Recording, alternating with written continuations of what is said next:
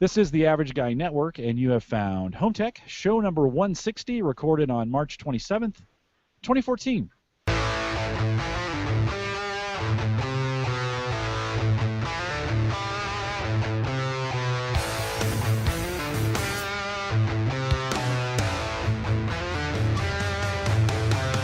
Here at Home Tech, we cover all your favorite tech gadgets that find their way into your home. News, reviews, product updates, and conversation, all through the Average Tech Guy.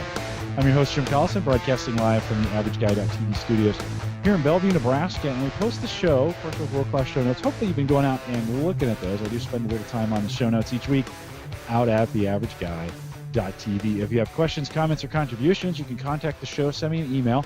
Jim at theaverageguy.tv. You can find me on Twitter at jcollison, and a lot of Twitter traffic from me over the last couple weeks. If you've been following me, I've been getting involved in some Twitter chats. So sorry if I spammed you. I apologize. And now you can call those questions in as well. If you've got questions or comments for the show, give us a call, 402-478-8450. That'll go to my Google Voice line. Leave a message. We'll play it right here on the program and get those questions answered for you. And now Home Tech is a part of the Geeks Network. Find the links to this show, many other pretty good podcasts, pretty great podcasts coming out on the Geeks Network. That is just thegeeksnetwork.com. You can join us in chat, watch, or listen to the show live, and find now all the navigation for the page on the upper right-hand corner of the AverageGuy.tv. All right, well, we've been talking about this show for the last couple weeks, and we have Eric Warnke from Mover.io here. Eric, great to have you on the program. Thanks for having me, Jim. You bet. Let's jump right in. Mover.io is not new to our community. We've spent quite a bit of time. If you go to the AverageGuy.tv and in the search bar just type Mover.io. We've talked about it several times. One of the guys that follows the show out of Brisbane, Rennie Phipps, he brought that into a podcast one week, and I was like, wow, this is kind of interesting, and gave it a try. What we wanted to do, why don't you give us a little bit of your background first? I'd like to know a little bit about you, and then let's just dive into the company. Sure, I'll try and keep it concise. I tend to ramble on sometimes. It's all family here, so you're fine. Sure. So we started Mover just over 2 years ago.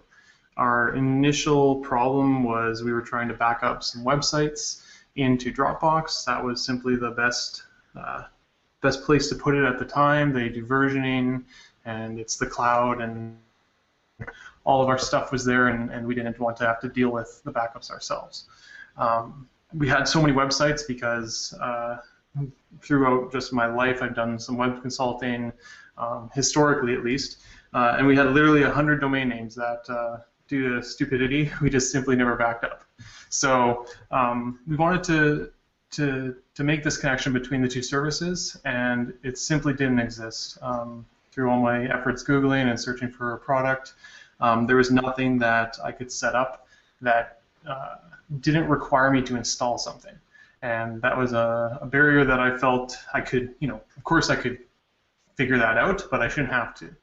So we decided to form this MVP product. We were reading The Lean Startup by Eric Ries at the time, and so inspired, and we were working on a different startup as well, so we said, well, we can't be distracted, let's just put up a splash page and see what happens, see if anybody actually signs up.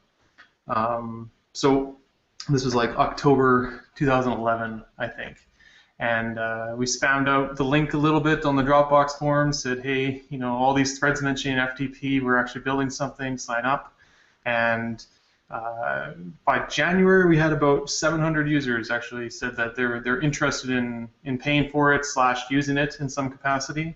And so myself and my co-founder, Mark Fossen, we said to ourselves, well, this is a lot more interesting than the current startup we were working on.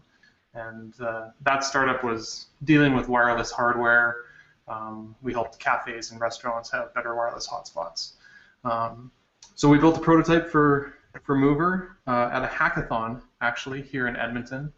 And that was sort of my excuse to make sure we got it done in a confined amount of time and didn't drag it on. And we released it, and people started signing up. It was kind of neat to hit 1,000 users, and we said, this is really interesting, let's just shelve our other startup, and we decided to run with Mover. At the time, it was actually called Backup Box, because that was the initial intent of the product, but we quickly realized our potential and started adding other services, rebranded as Mover. We went through a startup accelerator out in Vancouver, and then ultimately ended up raising some money to try and build a proper company out of it. And right now the moon is our goal. So How many employees do you have working on the startup? we have 11, and hopefully another one starting next week. So. Oh, very good. So from that standpoint, quite a bit of work to do as far as adding improvements, new features, functionality, those kinds of things. Absolutely. So a lot of it has been streamlining our interface and a lot of infrastructure work. The paradigm that Mover currently has, which is a source and a destination and some options in the middle, that existed from day one.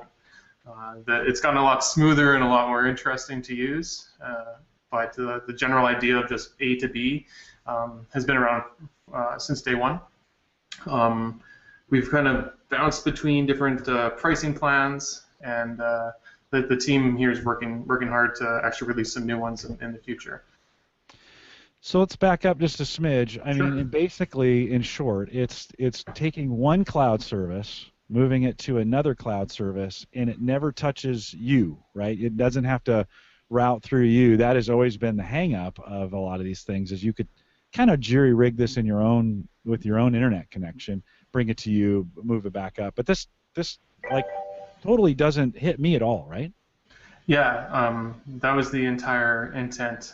In fact, I'm sure your viewer from Australia found us because in Australia the ISPs there are notoriously bad about data caps and squeezing $1 out of you for every extra gigabyte. So we actually have a lot of Australian users who use our product because they keep a lot of their data in these cloud storage providers without ever actually syncing tons down to their homes because it costs too much.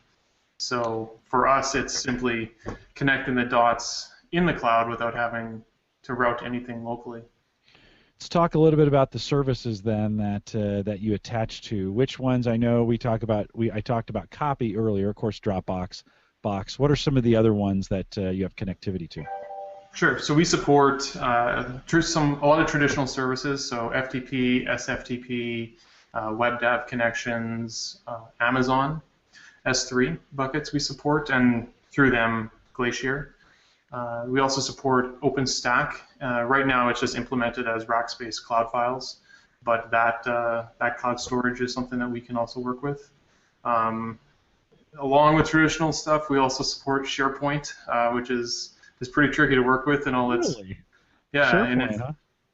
Yeah, so we support 2007, 2010 through WebDAV, and 2013 we support SkyDrive Pro, or now OneDrive for Business, I guess it is.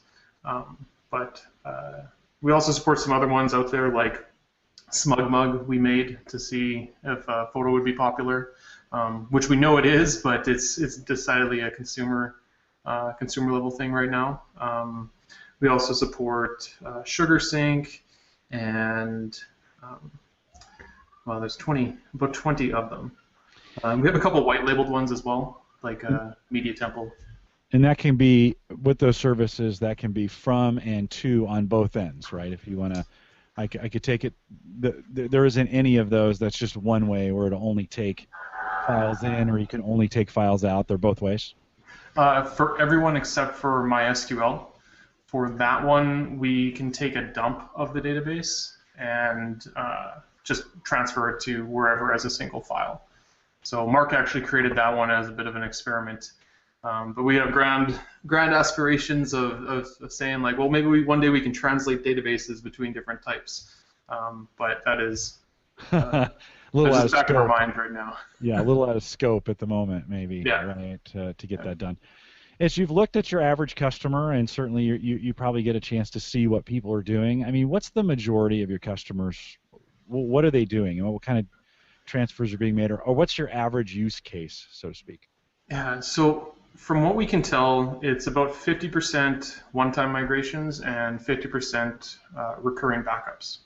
So for businesses, we talk to businesses more than we do consumers at the end of the day. And we find that people sort of have three different things they're trying to accomplish.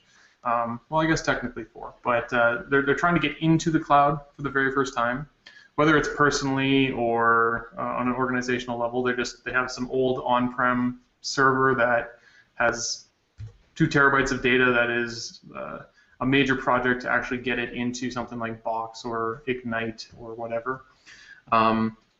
Sometimes people are already in the cloud and they've decided that, for whatever internal reasoning, they want to jump ship to another provider.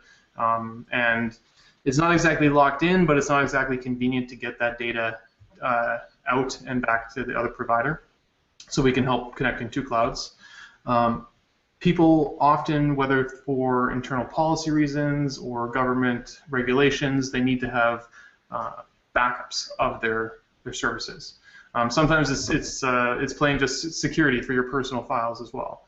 So the cloud is great and it's all stored in duplicates and extra redundant and whatnot, but sometimes it's simply not enough. People want to have a hard copy of that in cold storage or offline or something in case Amazon gets hit by a meteor. So we can help people get data out of the cloud and back onto an on-prem server. And then lastly, I guess sometimes people just want to do an ongoing push between 2 systems. They might have a marketing team in one city that uses SharePoint and another team in another city that uses Box because they're the sales guys out with their iPads, and they need to get on the same page, so we can help do ongoing transfers from one to the other. Do you run into any problems internationally with the transfers, moving things? Do you guys have any problems with moving that data across the borders, or I know sometimes that's sensitive. Do you run into those issues? No, nobody has really had a concern with that. Right now, our infrastructure actually lives mainly in Amazon's servers, and I believe they're on the West Coast for us. Depending on the connector, though, we do route traffic differently. So if you're doing a transfer into Rackspace, it runs on Rackspace's infrastructure. If you're doing a SharePoint service, I believe it runs in the Azure cloud. If you're going into Copies data centers, Copies data centers actually run the transfer. So we have mover infrastructure in multiple places, and that helps drive costs and speed and whatnot. I actually think Green Cloud, which is a sort of an Amazon competitor based in Iceland, they basically cloned all the Amazon APIs, so they're a drop-in replacement for that. I believe that all those transfers actually happen in Iceland with mover infrastructure. So it's if you're super paranoid, you could potentially run it through Green Cloud, but most data ultimately transits through the U.S. Through the U.S. I know we talk about at Gallup, we talk a lot about data security all the time, and there are some countries, we're global, and there's some countries that want data to stay in and not route through the United States, or vice versa, right? We want to keep the data in the U.S., so that's always an interesting proposition. Ken asks out in chat, is Simplicity one of your connectors? Simplicity, not yet. Okay. Definitely aware of them, though. They're on the list of 10 or dozens of connectors that people want us to add. Maybe hundreds. There was a time when it seems like hosted cloud data providers were popping up like crazy, and then there was a little bit of a war on cloud data, where they were giving this away for free and that away for free, and now Google has upped the ante again with a terabyte of storage available in their space, and so there's lots of today there's lots of availability for cloud storage and places to put it. You guys chose not to necessarily be storage, right? There's nothing, I can't store any of my data on your servers, is that right? That's right. Maybe sometime down the road, we've kind of toyed with the idea of potentially offering some sort of mover vault where you can simply just put data in and out of it, but there's no current plans for that. All these other providers, whether they're cloud storage or backup, they do a really good job, and we do a really good job with transport. So. Hey, what are the challenges with that? Because you just mentioned using Rackspace infrastructure, using Azure infrastructure, using Amazon infrastructure. What are the real challenges for you guys to make those connections, and how on earth do you guys figure out how to get that stuff paid for? I mean, there's got to just be tons of different things happening, and that's got to be difficult to figure out. Yeah. So in if possible, we use their APIs. So most of these services, they actually offer pretty well fleshed out APIs for developers to build tools like this. And they're usually well documented. The calls are fairly similar, so our developers are able to distill, there's very similar actions, right? You have to get a file, you have to put a file, you have to list files, etc. The real complexities come when you're dealing with old technology, so WebDAV, SharePoint, FTP servers, etc., because they're all configured just slightly differently than each other, and with lots of different users, they often have problems because they change one tiny little thing and it doesn't work. So we have to always keep on our toes for that. One of the biggest challenges is probably when these cloud storage providers don't let us transfer data as fast as we want. So they have internal throttling for all of their API developers saying you can only move so much data so quickly. And this is, of course, because their infrastructure is many times larger than Mover at this point, and they have some of them have hundreds of thousands of developers actually creating apps and doing millions and millions of API calls in all the time.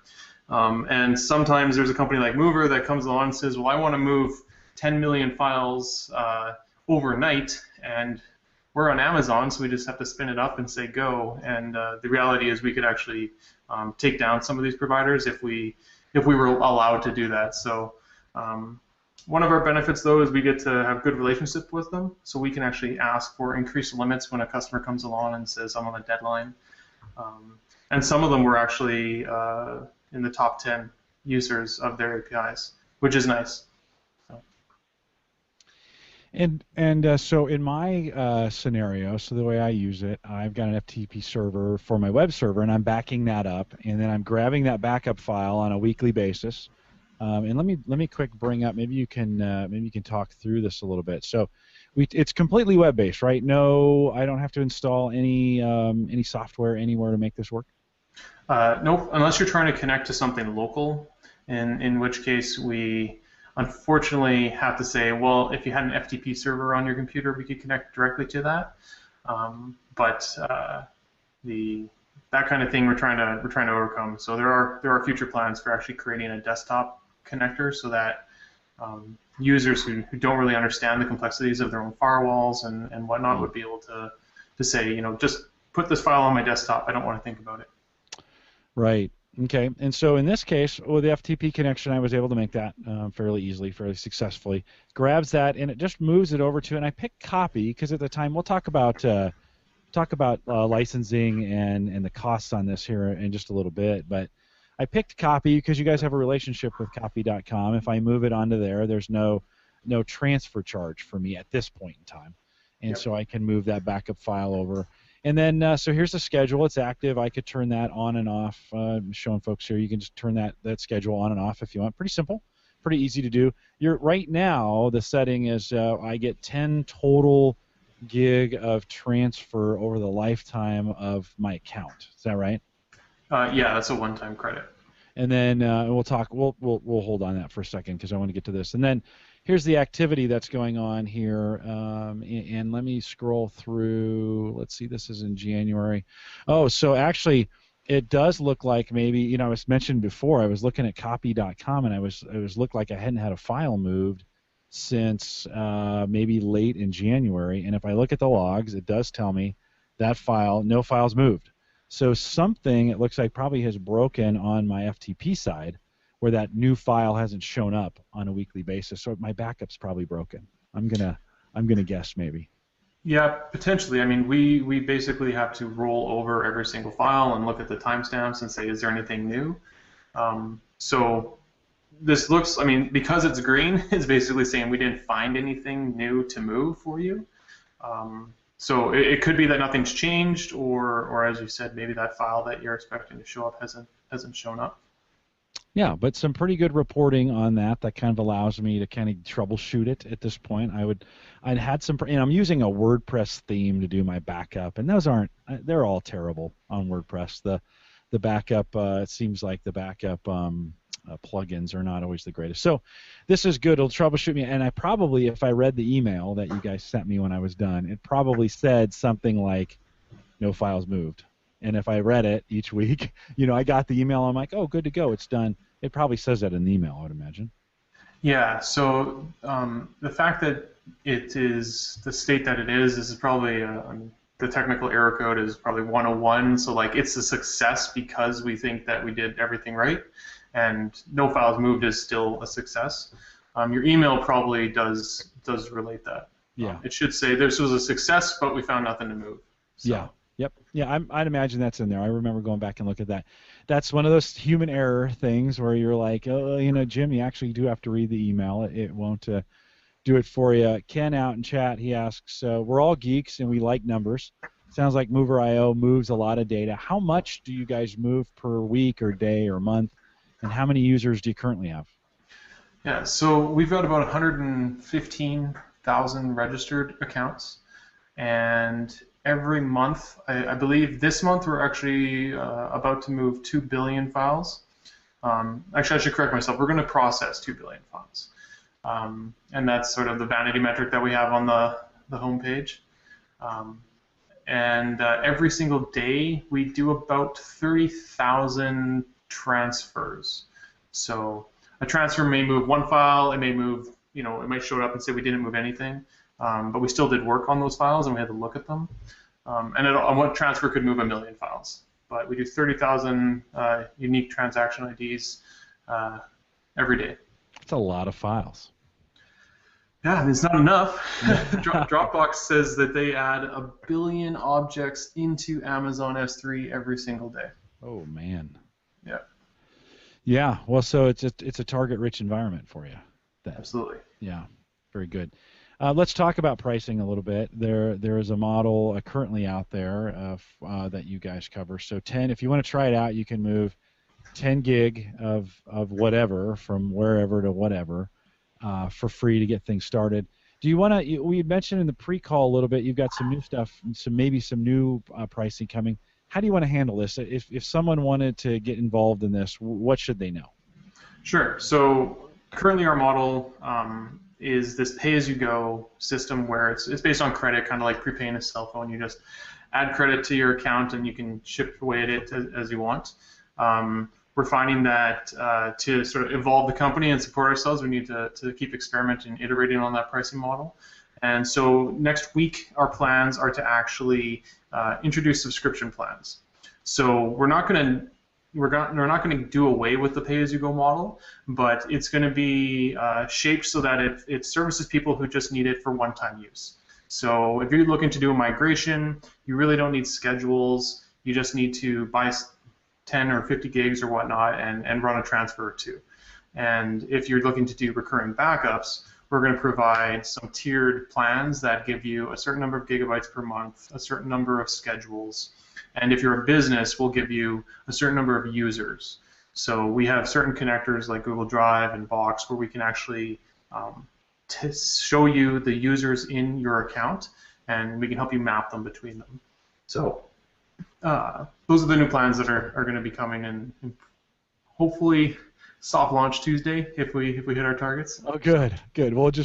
We'll watch for the website on that pricing. So for a guy like me, moving just a little bit of data, maybe 4 times a month, give me an idea. What do you think that would cost me if I wanted to have you guys do it?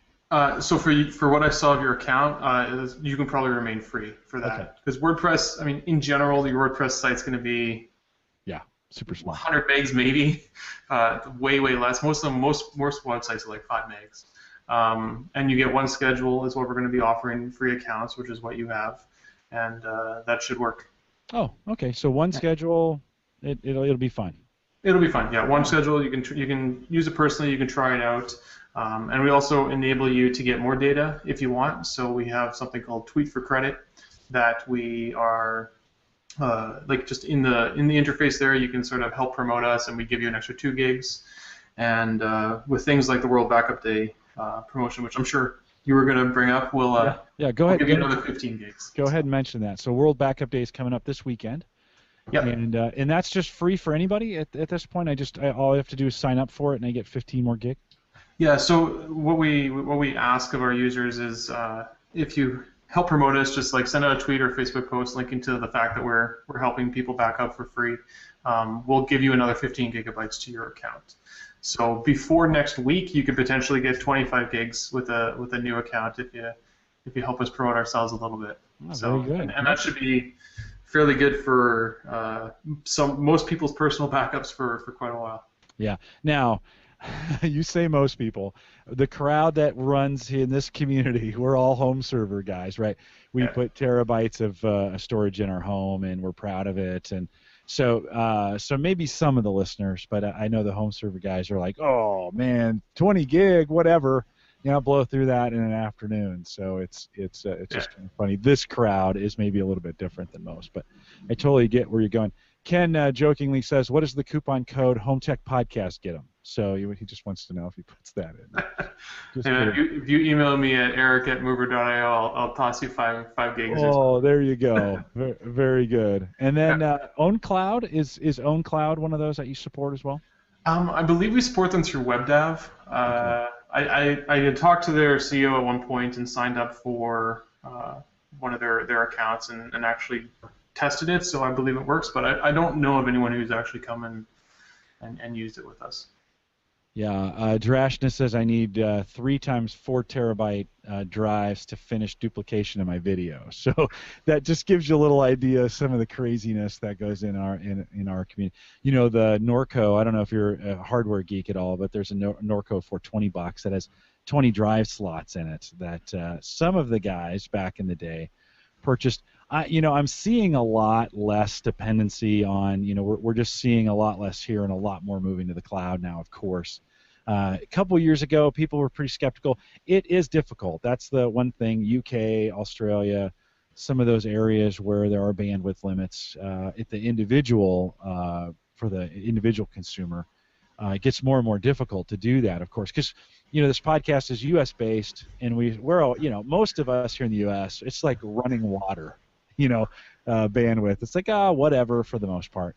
Yeah. But that is an interesting consideration, and one thing that we have to think about all the time is, okay, when does it make sense to have you guys move it, and when would it make sense for us to move it from that scenario? Are there any competitors in your space at all at this point, or are you guys pretty much doing this? There's a couple. We have a couple copycats, actually, which is flattering, but we're not too worried about them. Any Chinese knockoffs? Yeah, no. There's one from Egypt. Oh, really? Okay. Yeah. And the kind of people that we're actually in most competition with, there's probably 3 ones. And interestingly enough, our biggest competitors are IT guys who simply say, I'm going to do it myself. So when someone wants to solve this problem internally, they say, oh, we have more time than money, so we're going to just spend 2 weeks and figure this out. That's one of our biggest competitors, but there's also some software out there that you can actually download and install on your own servers if you need to move, terabytes of data locally. That might be the right solution for you. The biggest benefit we provide is you don't have to babysit your transfers. We do that for you. If you're running anything locally, if that crashes, if something happens to it, you have to resume it, and man hours just get eaten up with that local stuff. So there are some competitors out there, but for as far as I know, we're the only one that actually focuses on mass transport between clouds. There's a couple out there that do syncing, like Cloud HQ, or file organization, like Otixo or Primadesk, and they're just trying to be like a global explorer for all your clouds. So we're trying to remain focused just on transport. Just on getting it moved, not versioning, not storing it, just getting it moved. Yeah, for right now at least. Yeah, well, for sure. Yeah, there's always additional options. When you're moving it from a security standpoint, I assume there's some kind of encryption that's happening as it's moving across. Absolutely. So if the connector supports it, we use the highest level encryption they offer. Typically, it's SSL. Everything that we do has several layers of encryption on our servers, and no one person really has easy access to it. when a file actually transits, it has to hit our servers temporarily while it's moving because we have to actually upload it again somewhere else. As soon as that happens, we delete it, and it's overwritten immediately by the next however many million files that are coming behind it. So in terms of security, we never keep anything, and it's well overwritten really quickly. Yeah, it gets washed over. If you think about some rocks and a river, it gets a lot of files that rush over those rocks on any given day. Yeah.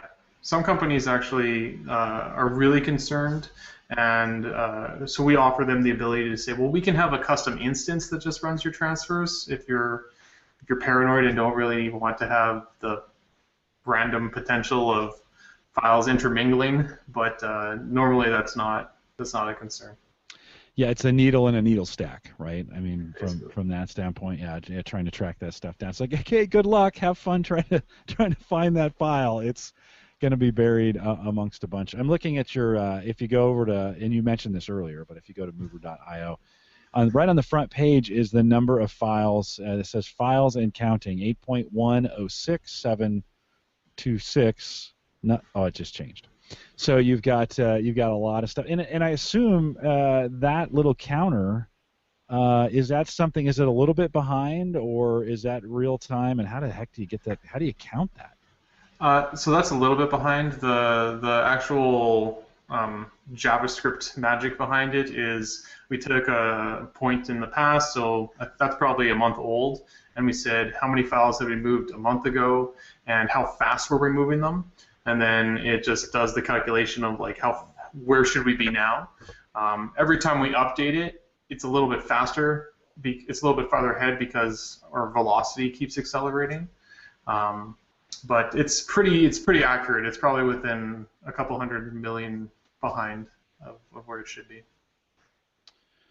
So, and just a reminder on those connectors. So I brought up the page. You mentioned Green Cloud, Yandex. Yeah, so I haven't heard of them before. Yandex is like the Russian Google. Okay.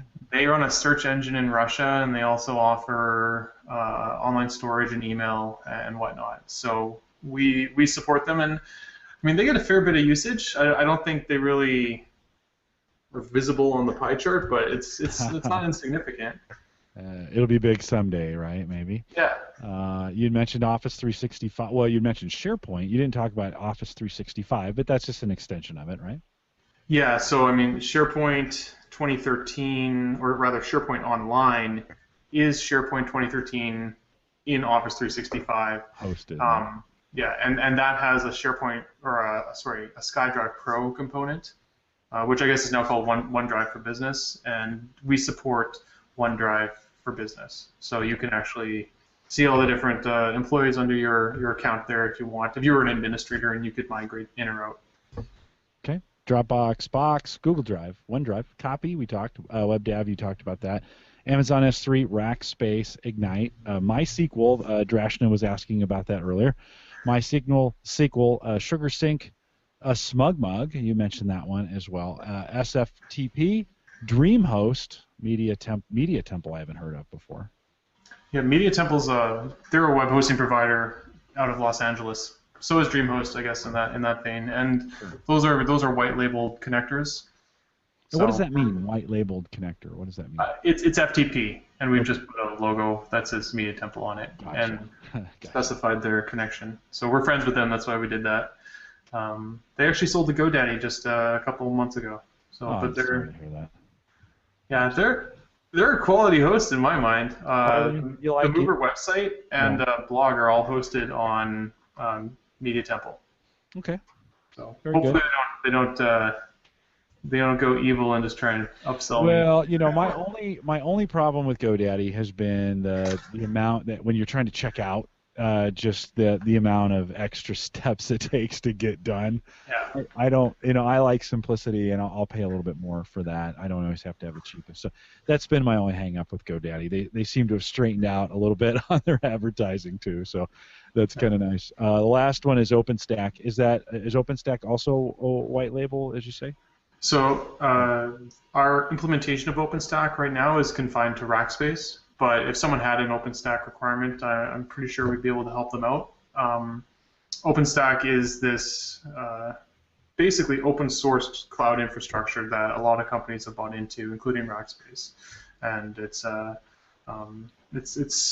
very, there's a lot of startups that are very, very sexy right now because they're doing OpenStack deployments, trying to create private clouds for businesses, and so yeah, we connect to the storage component of that, which is akin to Amazon's S3 storage. Okay. And you're in Edmonton, Alberta, right, in Canada. Why up there? Was just everybody, is that where you lived and you decided you're just going to do it up there, or is there an advantage to being in the Great White North? Born and raised here. Okay. It's not a terrible place to live other than the weather. That's pretty much the only complaint. I mean, we got sometimes we have a good hockey team. Wayne Gretzky was here. Mm-hmm. So, you know, flights out of here too are pretty good, going down to the valley about once a month and knocking out meetings and then coming back home. Talent here is also not as squeezed as down somewhere like Silicon Valley. So there's a lot of dev talent up here that's really, really good and willing to work with us. And in Canada, running a startup, you actually have a lot of benefits, like government tax credits for research and development, and they support you. So financially, there's a lot of good reasons to be in Canada. That makes sense. Plus it's home. Like, it's where our families are. Yeah, well, and I'm a Silicon Valley kid, so I grew up in the Bay Area. That's where I'm from. I moved out to Nebraska, 22 years ago to raise a family. I didn't want to raise my family in the Bay Area. It's a great place to visit. It's just crazy when you're there, right? I mean, even coming from Edmonton, that's just. So how often do you have to go to the Valley, or how often do you have to show up in California or San Francisco for what you do? Probably about once a month for a week. We're down there. We're partnered with a lot of these cloud storage providers, so we like to go there and train their sales staff and figure out what's in their pipelines and how we can work closer together, and also seek out new partnerships and potentially add new people to our ecosystem. So Gord said that Edmonton is groovy, dude. he must be one of your. Gord's been here. Must be. If you could, so from a challenge standpoint, if there's anything is there a huge challenge that you have? If you could just wipe out that challenge, what would that be? What are you facing right now that is just one of those things you wish would go away?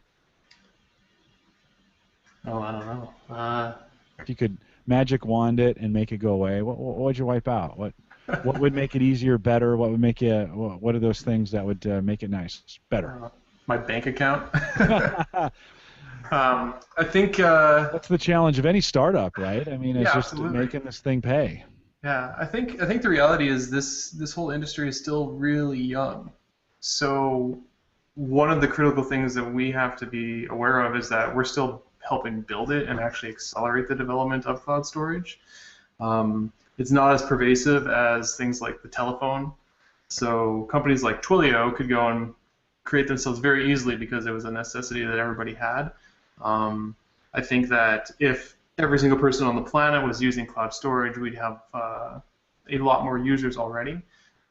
But we're in a good position right now that we can actually cement ourselves as the best way to do things while it grows. Yeah, so. No, right on. You're right. You're the first and one of the biggest, at least at this point, in that space, for sure. Just as you talk about that, so it's good to be on it. And I think you're right. From what we see with all our storage stuff, it's like I mentioned earlier in the program. It's getting more and more prevalent. People are getting more and more comfortable with it, and so I think you just have to give it some time, and hopefully that your capital will stay intact long enough to where you can start to make it a profit or whatever, however that works for you guys, however you're set up. Mm-hmm. Yeah, no, we're pretty confident. I know Aaron Levy, the CEO of Box, he actually talks a lot about how every 5 or 10 years there's a fundamental shift in IT, and new things are introduced, like whether it's the fax machine or email or whatnot. And I think most people in this industry are confident that mobile computing and file sync share services like cloud storage is another one of these shifts that we are sort of on the cusp of. Like, it's just getting started. So it's pretty exciting times to be working in this industry. Well, and don't you think, especially as you think about mobile, that we have more and more data being generated on devices that just don't and can't store it for long periods of time, right? The PC era, we had large. I mean, again, you're talking to some of us where we built these large storage, data at home. Those days are done, or they're numbered anyways for the average consumer. And so I'm creating these really nice videos or whatever with these phones, and they can't physically store it that long. I got to move it into the cloud, and then once it's there, you're always going to want to move that around, and I'm not going to bring it down to my phone so I can move it up somewhere else, right? So that's got to be a use case that you guys are looking at pretty closely. Absolutely. So we've actually built some infrastructure already that will enable us to develop desktop and mobile applications to talk to Mover. Our first task in front of us that we want to do is create a desktop application so that anyone can just say, this is a folder on my desktop, I want to move files in or out of it with Mover. And this won't be competing with cloud storage really, because we don't do storage. It's simply enabling your desktop to talk to us. And then a step farther from that is things like mobile apps. So there's no reason that your Android phone or Windows phone, or maybe an iPhone if it's allowed, would actually be able to show up as a file tree in Mover's infrastructure, and you can say, I just want to move files in or out of it, or between two different phones. So there's some really interesting things at the back of our minds that we're always thinking about, and carefully watching where everything is going to go and when we need to start building these things. Yeah. Well, and I'm even just thinking about, I take my pictures and they automatically, I'm an Android phone, so they automatically go to a Google Drive, but I really want those on my OneDrive because that's where I'm storing all my pictures right now. OneDrive, I think, is a better way to view them than it is on Google Drive. So on my phone, I just want to be able to say, okay, move these over now, or set this to whenever this happens, go there. I just think with the PC days being numbered and everything going to either a tablet or a phone, I shouldn't say everything, and there will be some people, every time I do this, I incite a riot in my community, because we're all still PC users. But let's admit, the average guy is really moving away from the PC for the most part. I mean, it's really going to the tablets and the phones. And so my guys are getting ready to lynch me out there, like, no, the PCs are here forever. Well, maybe another decade or two. Eventually, I think we'll do something different. And then nobody's buying new PCs anymore, so it's kind of interesting the direction that's going. Eric, I want to thank you for taking some time to be with us this evening. It's been a great interview. Anything else that I might have missed that you really want to advertise or that you want to cover? I don't actually think. Yeah, I don't know. Wow, I covered it all. I think we covered most of the bases. We talked about we're launching new pricing plans, how you can use Mover, what you get for free, World Backup Day. Yeah, very cool. Yeah, thanks for being a gracious host. Yeah, no, it's always great to talk to you. We had the folks from On Air Player last week, Daniel Volke from On Air Player. He's a San Francisco guy, and they're doing something different with the idea of being able to play your music. You no longer. This is kind of different than you. His scenario is, I don't want to have to move anything. I want to just be able to play my music no matter where it's at.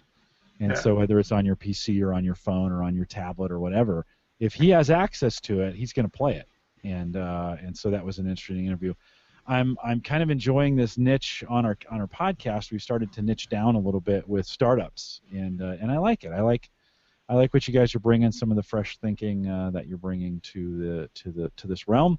And I'll ask you before I go, what phone do you carry? Everybody here is, we're all phone nerds. So iPhone, Android, or Windows phone? Got a Nexus 5. There you go. So you're a Google guy all the way. Yeah, and in the last 2 years I've used them all. I sold my iPhone 5 to buy a Nexus 4, and I think my theory, at least, is if you fully commit to one of the ecosystems, you're going to have a good time. So if you fully commit to Windows Phone and you use OneDrive and all Microsoft applications, that's great. You'll have a good time. If you commit to the Google ecosystem, same thing, and even Apple. But once you start trying to mix and match them, that's when things start to fall apart, and you got to start hacking things together. So it gets a little ugly.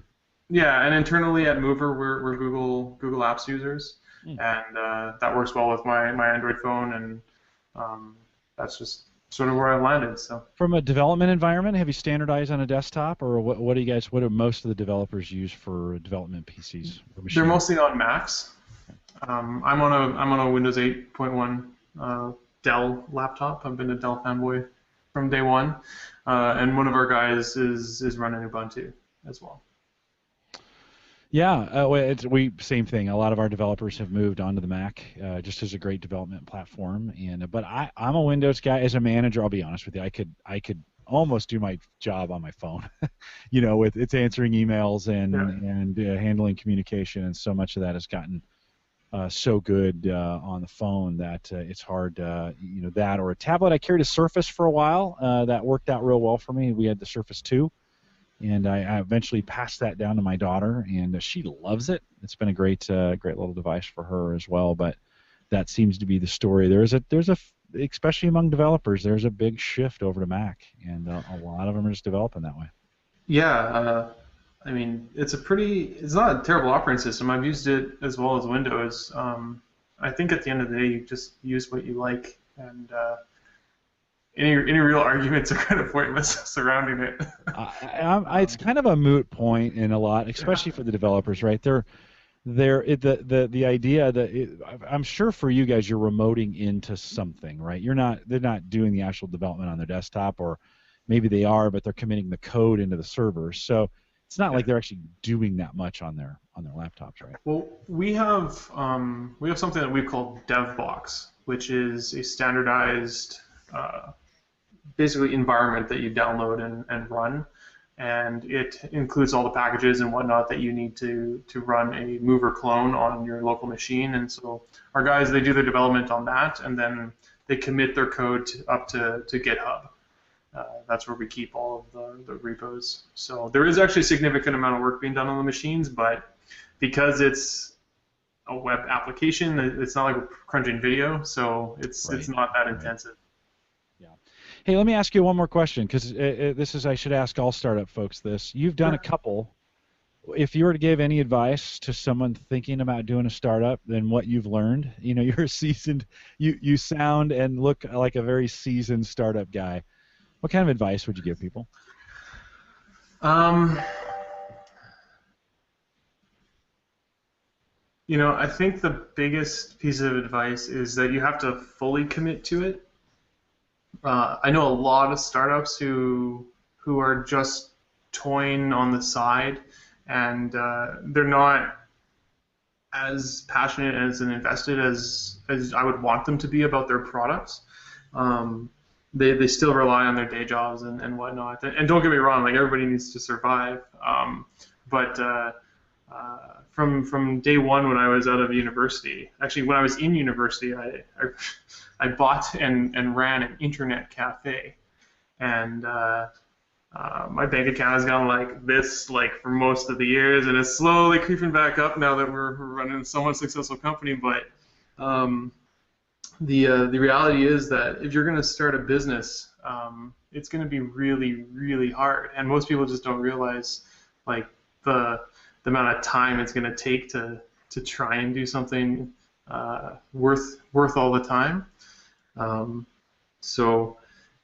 think most budding entrepreneurs, especially young ones, right, like people coming right out of university who have Mark Zuckerberg aspirations, there's a little bit of a comeuppance waiting for them a year or two down the road, I think, when they're going to realize exactly what they're trying to do. But if you stick with it and never ever give up, you're going to do well. So it's just a matter of tenacity and making sure that you don't give up. Harder being the boss of yourself or the boss of other people? I'd say the boss of myself. I think we've done a pretty good job here of hiring awesome people who don't really need a boss. So this is very much a meritocracy and a lot of self-direction, so we're a good team. I think the biggest thing is just remaining disciplined on a personal level so that you are working on the best things possible for the company at any given time, because it's very easy to get distracted with things that don't actually move the needle at that moment. Yeah, and it's amazing when it's your money, how those things become those priorities become very evident when it does move the needle and when it doesn't move the needle. You know, when you're working for somebody else, super easy to get distracted on something. Oh, this would be a great project, and you're like, that's not really going to make us any money. I know, but it'd be a great project. And you're like, it's because it's not your money. And then you guys are all in it for the company ownership and for the success of that company, and so everything matters that way, right? And even the smallest changes can make a big difference. So very, very cool. Well, Eric, thanks again. Appreciate you doing that and taking some time to do it. I know you've got a TV set that is $100 off here that we need to send you out to make sure. What are you picking up? What are you hoping to get? So I bought a TV 2 weeks ago at Future Shop. It was this 50-inch TV, really like cheap brand. It's an Insignia one, but it's an awesome TV, and it was $500 at the time. I had a $100 gift card, so it was $400. And today is the last day where they actually dropped the price by another $100. So if I take my receipt back, this 50-inch TV will cost me about $325. So I got to get there before 9 o'clock, and I was hoping we could actually buy a couple for the office because they're pretty awesome, but they're all out of stock. It's too good of a deal. Shoot. Yeah, well, I don't want to make you late. I know you got plenty of time, but don't want to make you late. Thanks again for taking the time to be a part of it. Mover.io, Eric Warnke, and Eric, thanks for taking the time. I'm sure we'll have some guys go out and take a peek at what you had mentioned. Your email address. If folks have questions, is it okay to email you, or should they can email me directly, Eric with a C at mover.io. And I'd be happy to stick around and chat for 15 more minutes or so if anyone wants to hang out. Well, let me ask them while we're doing this. Any more questions from chat? That would be great if you got some questions. They've done a nice job of throwing some questions in there as well. But if you have any more questions you'd like to ask Eric, that would be great. I think there's just a lot of great scenarios for this kind of service. To be able to take advantage of it, especially from a backup. Well, while I'm waiting for them to ask questions, let me do a little housekeeping, Eric. So hang tight real quick. Sure. And I'll just remind folks that are listening that, again, I appreciate the commitment that you guys make to the podcast and for using the Average Guy link out on Amazon. We continue to have a great month or great months since Christmas. You guys have done a great job. And we turn that around into what we call the Tech Scholarship Fund here at theaverageguy.tv. So if you're looking to review something, Eric, I hated, as a podcaster, I hated begging companies. That's why I never ask you for coupon codes or anything for free. I don't do that. That's not my style. I don't beg businesses for, or companies for hardware. What we started doing is we just said, hey, buy on Amazon, use the affiliate link, I'll turn that money around, and we'll buy things for people to review. So they submit items in if somebody wants to review something, which has been great because people need things, and they're like, well, hey, let me buy it, I'll review it, and then we just let them keep it. And it's one of those things that makes for a nice, synergy with the podcast. And so the guys have been really good about using the Amazon affiliate link. In fact, we did a RAV Power, which is kind of a cool story. We did a RAV Power USB. You can put an SD card, USB card in it. It's got a little solid state drive in it. It's got a battery backup, and it's like one of those all-in-ones. Yeah. And it's like $45, and one of the guys bought that and reviewed it.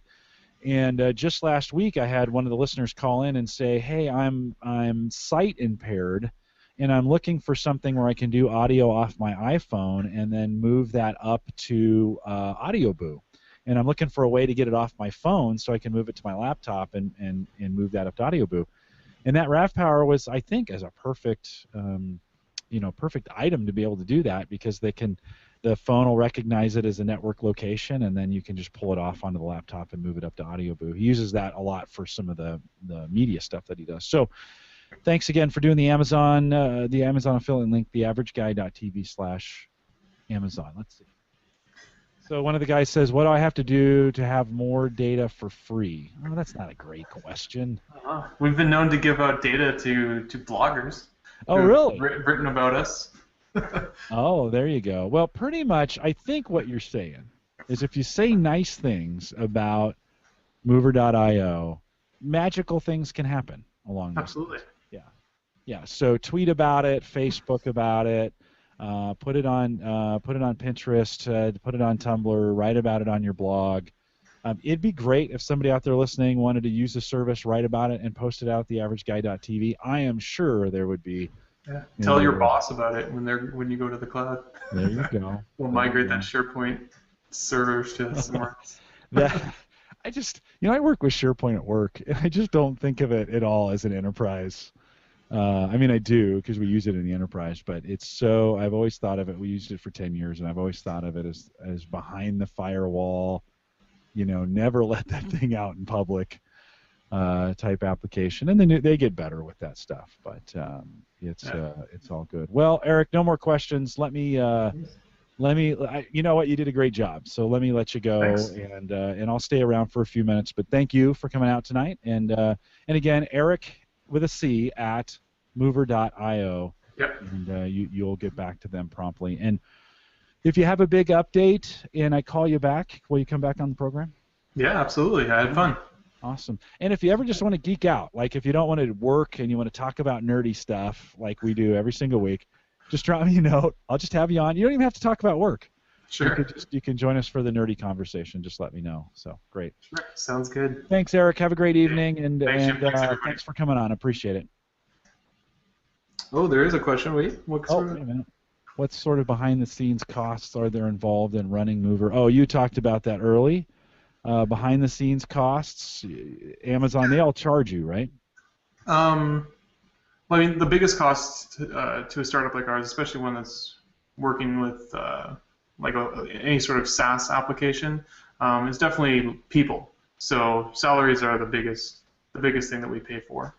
After that, it's probably our rent, and then infrastructure. And so we have dozens of servers running in Amazon, but we haven't exactly tried to optimize those yet. We've just been focusing on making sure they're running fast, not cheap. Yeah. Well, Amazon sent me an email today that said they're dropping the prices. Yeah, and S3 is like 3 cents a gigabyte now. That's crazy. And then the EC2 prices also dropped, but it's getting pretty competitive out there, which is good for startups. Yeah, that's good. Well, and I'm hoping, I use Azure. For some of my own private blog is hosted on Azure. It was just something I could move over there, and Microsoft gives a ton of that stuff away for free, some of that stuff, and then their pricing's been pretty competitive. So I think we're going to see an overall dip in cloud-based computing and storage and stuff like that over the next couple months. Yeah, well, I think you're always going to see the computing and infrastructure pieces being charged for. I actually wrote a blog post a week and a half ago, I think, about how I think that cloud storage or file sync share services like Dropbox and Box are ultimately just going to say unlimited data, because in the game of averages, it costs them next to nothing, and the one who's going to really dominate is going to be the one who has the best features and experience. And we're seeing that already, right? Google offers a terabyte for $10 a month. There's Tencent in China offering like 10 terabytes for free. And I wouldn't be surprised if we see Dropbox coming out with something else like infinite storage in the near future. So. Yeah. No, I think you're right. I think it's just a matter before the gloves come off, yep. And they all just say, all right, you can't create enough, you can't create enough data to really cause us any problems. We're going to just go ahead and give it away. No, I totally agree with you. I totally agree with you. All right, well, with that, we'll close up. So, okay. Eric, thanks a ton, man. Have a good night. Just go ahead and hang up when you're done there. I'm going to talk to these guys for a few more minutes and then sign off myself. So thanks. Okay. Have a good one. Take care. You too. Good night. All right, guys, I want to let you know that hang around for a few minutes. You know what? This is a first if you're still hanging around in the chat room, with the exception of the times that I was on we were doing CES coverage. I've never podcasted by myself. So I was trying to get Andrew Morris in here to jump in and join the conversation, but he's disappeared. I think he went to a meeting, whatever. Some guys were busy.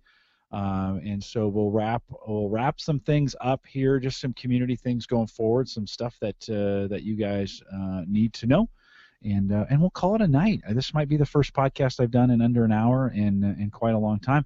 If you got any questions, throw that in chat really quick. I mentioned if you're the first time you listen to the show, maybe you came in because you're interested in Mover.io. We do this podcast every Thursday night 8 p.m. Central, 9 Eastern here at the averageguy.tv live. We have a fairly robust Facebook group as well.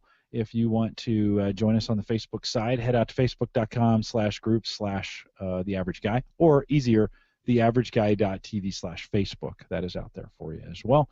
Follow me on Twitter at @jcollison. The Twitter account has picked up of late, and if you're following me on Twitter, it's the way I just went over 1,000, and I appreciate you following doing that.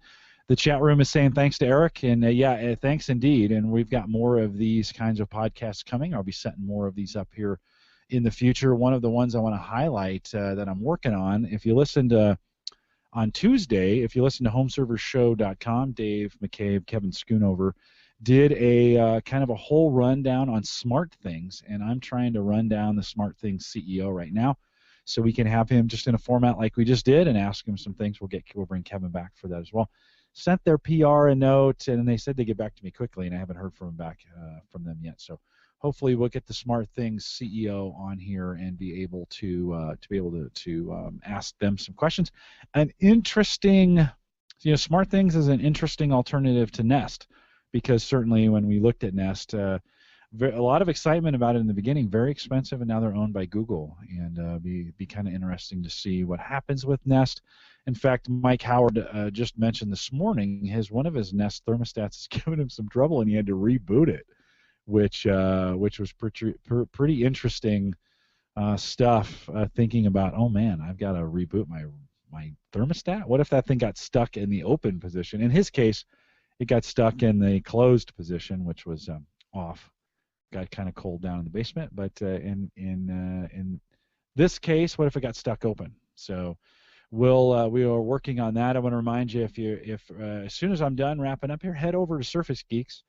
Dave is on, started about a half an hour ago, and you can jump over Surface Geeks. Hey, Lopta just joined us. Welcome, Lopta. Good to have you out here. We're just wrapping things up here on the podcast, but Dave's on Surface Geeks, so surfacegeeks.net. And some good things happening over there tonight. Coming up here in the next couple weeks, of course, I've been promising a financial tech podcast. Mike mentioned it, Chad. He had to reboot his thermostat. It's just something you don't anticipate having to ever say, that I had to reboot my thermostat. But those things are getting that way, so you have to kind of watch it. Next week, I need to confirm this, but one of the guys that I work with and I will get together, and we're going to talk a little bit about your finances and technology. So that should be kind of fun. If you're a listener to this or one of the regular hosts and you want to join me for that, shoot me a note. Be good to have you on here. I'm going to attempt on the 10th to do a financial tech. So Mike Howard and I did that. We talked about the Fitbit. So in 2 weeks, we're going to bring some of that discussion back, not necessarily around the Fitbit, but around some fitness and technology around fitness. You guys said to me you wanted to hear that from time to time, so we'll bring that back around. And then April 17th. Okay, you're not going to want to miss this. Tax week here in the United States. April 17th, Mike Howard, Seth White, and Tim. I can never remember Tim's last name. Kimperlink. Am I getting that right, Mike Howard? Kimperly? I think it's Kimperly. What it is? Kemperly, I think, is what it is. And they're gonna come on, and we are going to talk about photography and what's the state of photography and technology. And so if you're an aspiring photographer and you don't listen to JPEG to RAW, you probably should. Yeah, Ken, we missed you the last couple weeks. We did miss you out here in chat. Good to have you back. But we've got that coming up. And then the week after that, David Washington from Microsoft will join us. And actually, David Washington, that'd be a great week to have the guy from Smart Things, because David Washington is big into Smart Things as well. David Washington, of course, is a Microsoft evangelist out of the Minneapolis office, and it's always good to talk to him. The last time we had him on, we talked about the keyboard for the Surface 2 that he worked on, and that is now out there. I think that the keyboard's out there. I haven't worked at my Surface in a while. And oh, good, I got the last one right. Sorry, I kind of had to go through, Tim. If you listen to the podcast, I apologize. Kind of had to go through a few iterations to get that right. And then May 1st, Michael Crump is back, and Michael's a good friend of the podcast, loves being on, a great developer, and so we'll talk about a little bit about development, tech, and those kinds of things going on. So you see, we've got a pretty good schedule. Let me throw this out to you. So if you've made it this far in the podcast, you're probably one of the most dedicated and committed and engaged podcast listener. If there is a small business, if there is a startup that you'd like me to cover, and you got a contact for me, that would be very, very helpful. send that information over to me, and I'd love to track that down and see if we can't get them on. So small business, startup, around technology, something that you're interested in, somebody doing that. I'm kind of trying to niche down into that over the next year or so. So shoot me a note, let me know. Jim@theaverageguy.tv would be great to have you do that. And of course, you can follow all the things I do at Gallup, coaching@gallup.com. No, that's the email address you would say. You would go to coaching.gallup.com to watch all those things that I do over there. All right, well, we're going to cap it in an hour tonight, and at this point, I'm out of stuff to talk about. I will remind you that we do this. Oh, one more thing I should talk about. Drobo dropped their price. So if you were ever thinking about buying a Drobo, you can now get a 4-bay for $349. And so I've posted that out in the Facebook group. You can go out to theaverageguy.tv/Facebook to join that group. And the deal is posted out there. $350 for the Drobo 10 Black. I'm expecting, is Tim still out there? Oh, Tim bolted for Surface Geeks. I bet he's over there right now. And so $349 and available on the Facebook page. Well, you can get it anywhere. You can just Google it if you want, but it's out and available. And I don't think that's the last we're going to hear of Drobo coming out with some stuff. So, all right, we're out here every Thursday. Thank you, Lopta. Glad that you covered. Not quite enough dollar signs out there in the chat room.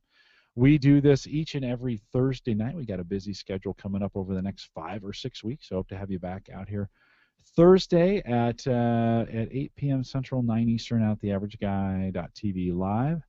Head over to so one of the guys that we just talked about in the podcast just tweeted me just a minute ago. The guy I was saying that had the vision impairment.